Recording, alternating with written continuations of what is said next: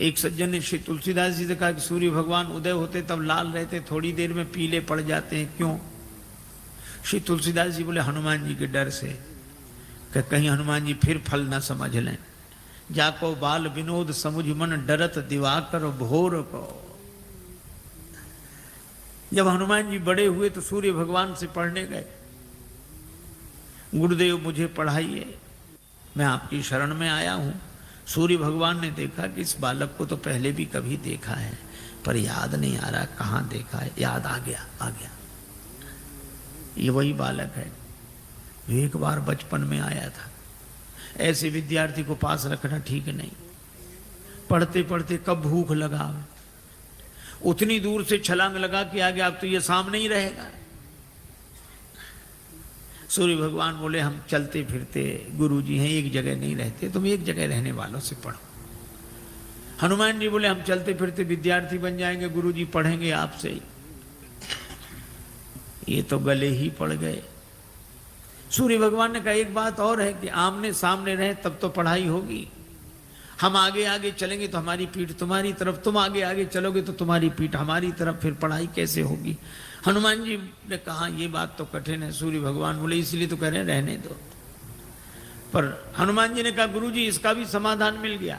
क्या? हम आपके आगे उल्टे चलेंगे, किसी की पीठ किसी की तरफ नहीं। सूर्य भगवान बोले वाह क्या विद्यार्थी मिला है, पढ़ाई अभी शुरू नहीं हुई है और पहले से गुरुजी के आगे ही उल्टे चलेंगे, तो फिर पढ़ने से लाभ क्या? जब उल्टे ही चलना है तो पढ़ने से लाभ क्या? हनुमान जी बोले गुरुदेव अगर उलटकर नहीं चले, जिंदगी नहीं बदली, तो भी पढ़ने से लाभ क्या? और हनुमान जी उल्टे ही चले। पा चले पगन गम मगन गगन मग क्रम को न ब्रह्म कपि बालक बिहार सो। तो सूर्य भगवान श्री हनुमान जी के बल से परिचित। कुछ लोग कहते हैं कि हनुमान ठुड्डी टेढ़ी पड़ गई इंद्र के वज्र की चोट से, पर तुलसीदास जी कहते हैं नहीं नहीं, इंद्र के वज्र की चोट हनुमान जी की ठुड्डी को नहीं लगी, हनुमान जी की ठुड्डी की चोट इंद्र के वज्र को लगी। जाकी चिबुक चोट चूरन की रदमद कुलिस कठोर को। ऐसे वीर बजरंगबली ने कहा माता भूख लगी, तो आज क्या विचार है? फल साम नहीं है, लागी देख सुंदर फल रूखा। रावण की वाटिका का उसका हमें डर नहीं, आप तो सुख पूर्वक आशीर्वाद दो। जानकी माता ने कहा रघुपति चरण हृदय धरि तात मधुर फल खाओ। हनुमान जी वाटिका में प्रवेश किए। राक्षस तो स्वभाव से आलसी।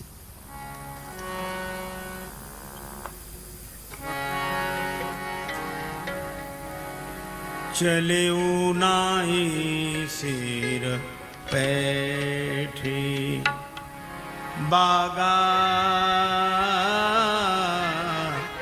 चले ऊनाई सिर पैठी बागा, चले ऊनाई सिर पैठी बागा।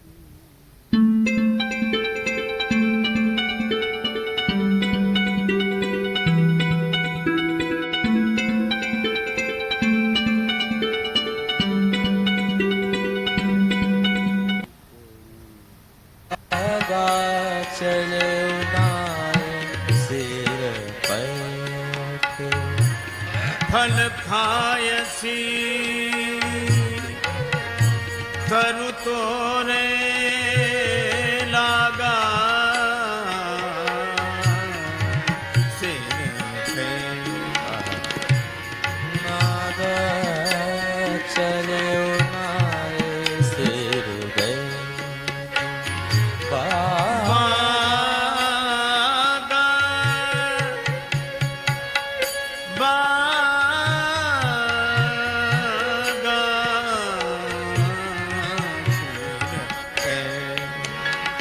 बागा, चले उनाए सिर पे।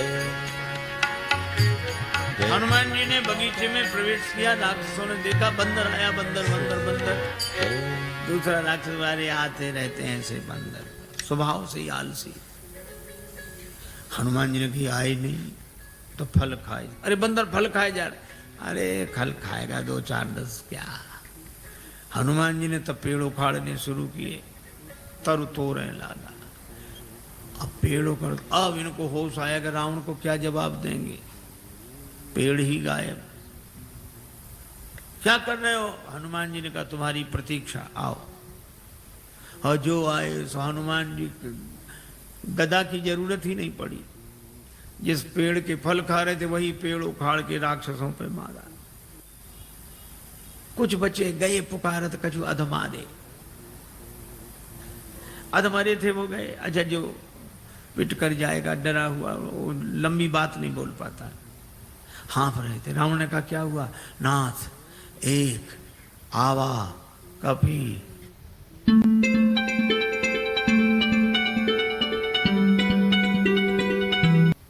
अशोक वाटिका उजारी। अक्ष कुमार को भेजा, पर कपीशम अक्षहंतारम, ये सुभट को लेकर आया था।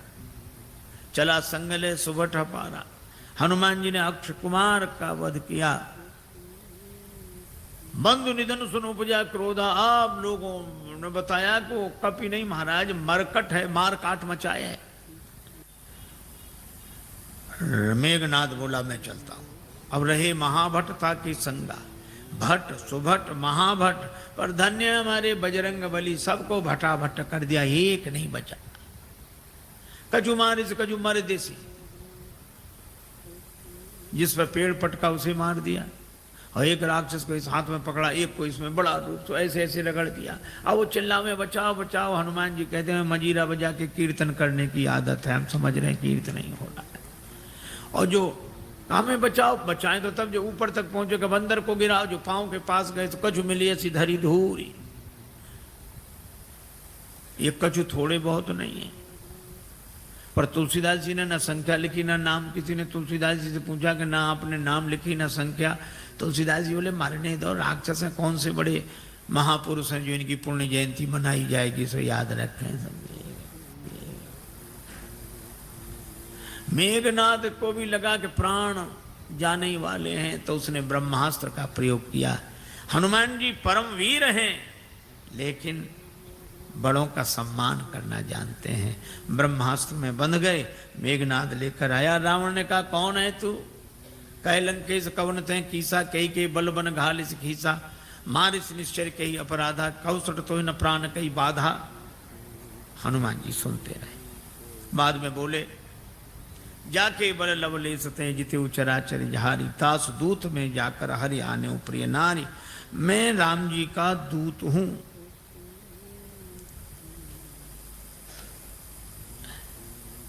विनती करता हूं, विनती करो जोरी कर रावण सुनो, मान तज मोर सिखावन।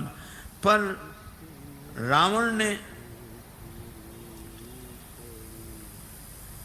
उस विनती को सुना नहीं।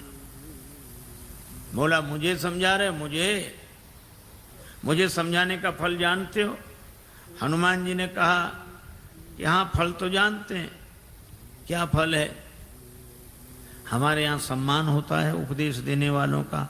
रावण बोला सम्मान नहीं, हमारे यहाँ सम्मान नहीं मिलेगा। मृत्यु निकट आई खल तो ही, काल की अधिष्ठात्री शक्ति मृत्यु को रावण ने हनुमान जी के बगल में खड़ा कर दिया। हनुमान जी डरे नहीं। रावण बोला मौत तुम्हारे बगल में खड़ी है, तुम डरते नहीं हो। हनुमान जी ने कहा कि रावण मौत हमारे बगल में खड़ी जरूर है, लेकिन देख तुम्हें रही है। रावण बोला हमें देख रही तो तुम्हारे पास क्यों खड़ी है? हनुमान जी बोले हमसे तो पूछने आई है कि रावण का अभी मामला साफ करना है कि बाद में, तो अभी तो हम उसे रोके हैं, फिर तो जो होगा सो होगा ही। रावण को बड़ा क्रोध आया, मार डालो राक्षस को। राक्षस मारने दौड़े। हनुमान जी ने मन ही मन सोचा कि जानकी माता को बचाने के लिए मंदोदरी आ गई, तो मुझे भी बचाने के लिए कोई आएगा। और इतना ही जैसे ही राक्षस मारने दौड़े तो सचिवन सहित विभीषण आए। और कोई सजा दे दो। रावण बोला बंदर के अंग भंग कर दिए जाएं।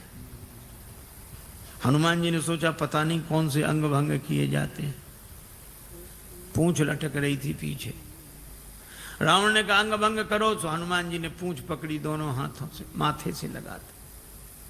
पूंछ को देखते फिर माथे से। 2 बार ऐसा किया। रावण बोला समझ गया समझ गया, कपि के ममता पूंछ पर, इसकी ममता पूंछ पर है, सवई कहो समझाए।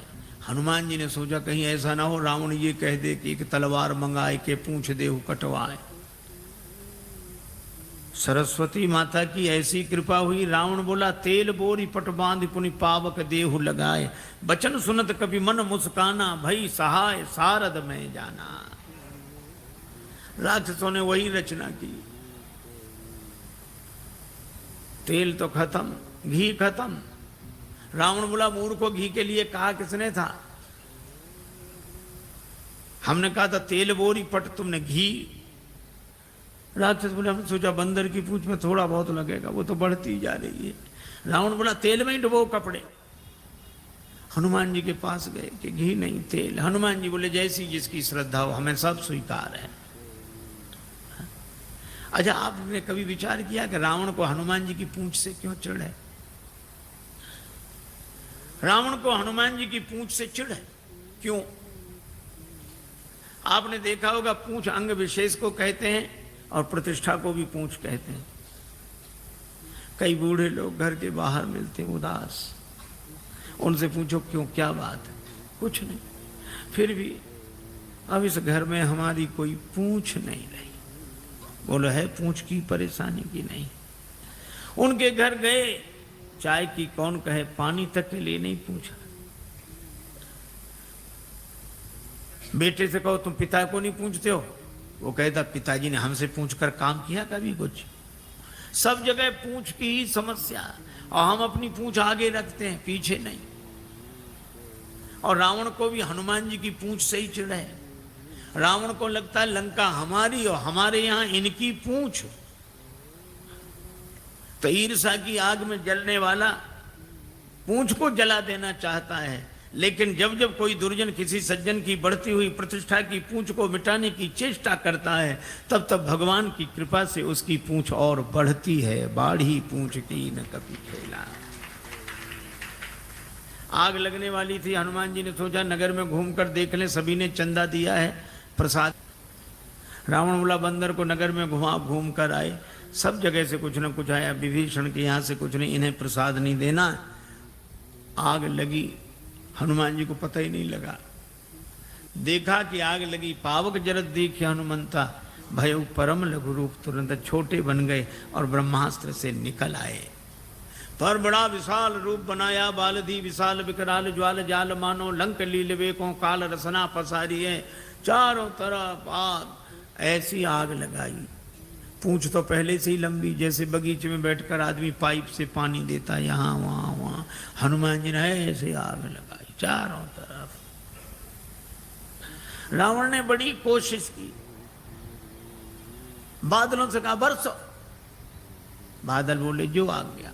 उसी समय हवा इतनी तेज चली कि पानी बरसे, बादल बरसे लंका में, और पानी गिरे 2 किलोमीटर दूर उधर जाके जहां आग नहीं थी।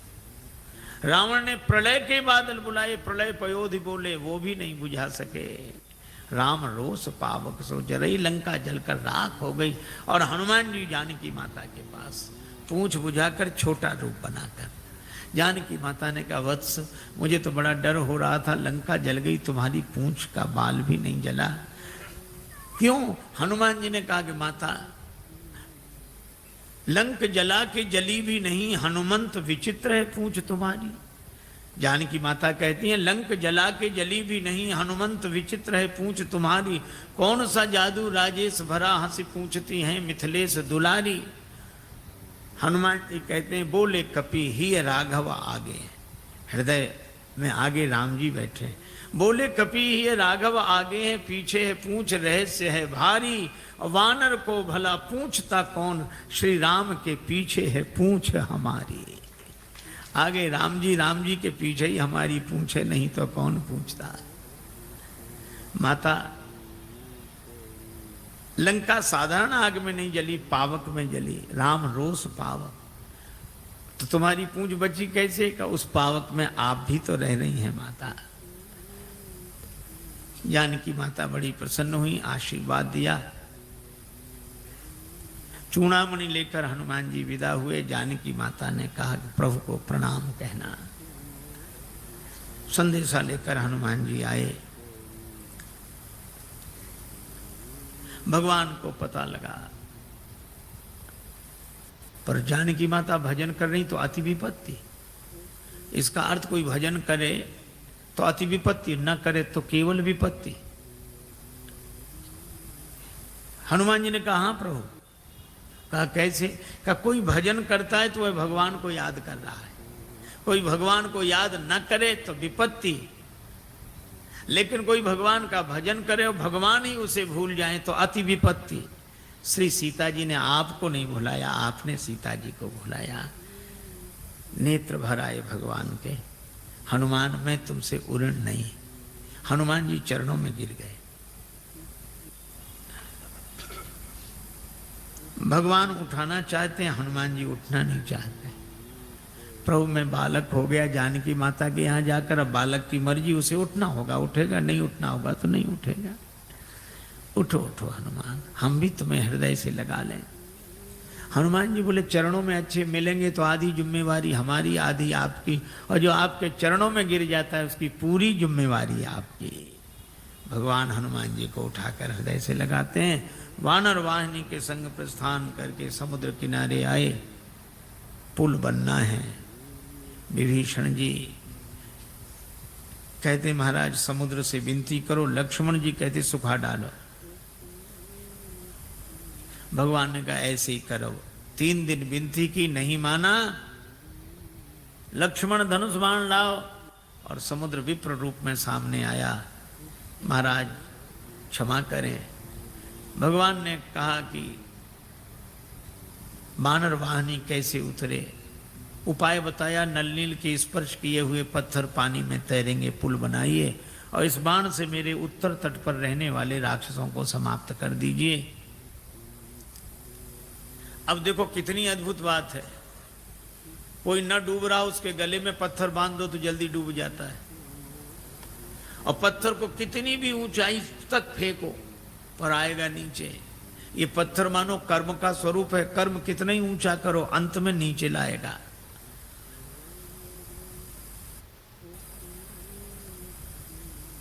और ये पत्थर डुबाता है, हाँ, देहाभिमानी को डुबाता है, लेकिन नल छू दे इसे, विवेक वैराग्य के द्वारा छू दो तो ये पत्थर तैरने वाला बन जाता है।